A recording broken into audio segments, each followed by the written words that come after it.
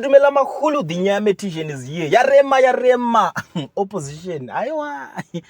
Vanotozviziva kuti kana pasina Nelson Chamisa hapana zvete tichiita tikutamba nenguva because unovhoterwa nani, unozikanwa nani, unodiwa nani, wewe hameno zvazvingori so because kune vamwe vanhu vekuti vanenge vaneka kudika chero kana ari paballot paper so unongosvika uchingoti uchivhota uchitenda but these guys hameno kuti vanoda kutry kuita sei so panapa ndiri kusangana ne tweet yanyorwa neuyo ari kuzviti akambofanira kubata chigaro chemutungamiriri weCCC vanoti kwava mkwananzi vari kunyora vakati they are standing on the rubble thinking they've dribbled Nelson Chamisa not knowing that he is already moved into the mountain top. Change has come to Zimbabwe. Let us celebrate. God is great and works in a way we will never ever understand. Hashtag the anointed one. Hashtag the chosen one. Ari kupraisa Nelson Chamisa ndi Praises mkwananzi wekumboti ndichazobuda ndozombonotaura naye Nelson Chamisa uchitoona kuti tingaita sei hameno dzinenge dzangonyaya because unoziva kuti unenge wasara neposition inenge ichirema position yekuti unenge wakangosara yango position yezita nekuti vakaita zvekutamba vari kuzviziva kuti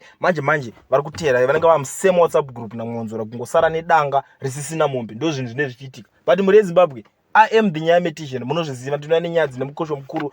I want you to tell me kuti muri kuzviona sei muri yeZimbabwe nyaya yevakomana vakutanga kuoneka because apa uyo akutanga ezifu futi ari kusaidi kwaChamisa kati matwitwiki twake twanenge achingonyora because vakatozvisvika pakunotisa kuti Chamisa wacho hapindura haana kana chaanotaura nezvazvo nezvinhu zvikuitika zvepolitics but vakungonyora manje azodai so they think vazomudaidai